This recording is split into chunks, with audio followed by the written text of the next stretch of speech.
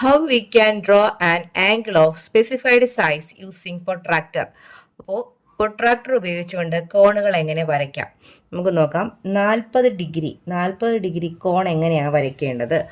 First draw a horizontal line. ആദ്യം നമ്മളൊരു വര വരയ്ക്കുക, തിരശ്ചീനമായ ഒരു വര വരയ്ക്കുക. ഓക്കെ, വരച്ചു. ഇനി എന്താ ചെയ്യേണ്ടത്? Then place the protractor at its left end. Protractor എടുക്കുക, അതിൻ്റെ ലെഫ്റ്റ് എൻഡ് ഈ ലൈനിൻ്റെ ലെഫ്റ്റ് എൻഡ് ഇതാണ്, അതിലേക്ക് പ്രൊട്രാക്ടർ പ്ലേസ് ചെയ്യുക. പ്രൊട്രാക്ടറിൻ്റെ സെൻറ്റർ മധ്യഭാഗമാണ് പ്ലേസ് ചെയ്യേണ്ടത്. ഇനി എന്ത് ചെയ്യുക? സീറോയിൽ നിന്ന്, ഈ ലൈൻ പോയിരിക്കുന്ന സീറോയിൽ നിന്ന് കൗണ്ട് ചെയ്യുക. 0 to the right end, count from 0 അല്ലേ? സീറോയിൽ നിന്ന് തുടങ്ങുക. റൈറ്റ് എൻഡിലെ സീറോയിൽ നിന്ന് 40. അപ്പോൾ 0, 10, 20, 30, 40. 40ൽ എന്ത് കൊടുക്കുക? ഒരു മാർക്കിങ് കൊടുക്കുക. ആ മാർക്കിങ്ങിലേക്ക് ലെഫ്റ്റ് എൻഡിൽ നിന്ന് ലൈൻ നീട്ടി വരയ്ക്കുക. ഓക്കെ, നമുക്ക് എന്ത് കിട്ടും? 40 ഡിഗ്രി കിട്ടും. ദെൻ ഇനി നമുക്കൊരു 135 ഡിഗ്രിയാണ് വരയ്ക്കേണ്ടതെങ്കിലോ 135 ഡിഗ്രി ഇതുപോലെ തന്നെ ഒരു ലൈൻ വരയ്ക്കുക, ഹൊറിസോണ്ടൽ ലൈൻ വരയ്ക്കുക.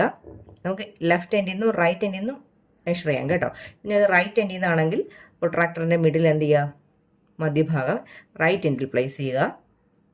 ഓക്കെ, ഇപ്പോൾ ലെഫ്റ്റിലെ സീറോയിൽ നിന്നാണ് മെഷർ ചെയ്യേണ്ടത്. 0, 10, 20, 30 ഇങ്ങനെ പോയി 100, 110, 120, 135. 130 കഴിഞ്ഞിട്ടാണല്ലോ 130 കഴിഞ്ഞുള്ള ചെറിയ വരകൾ എണ്ണുക.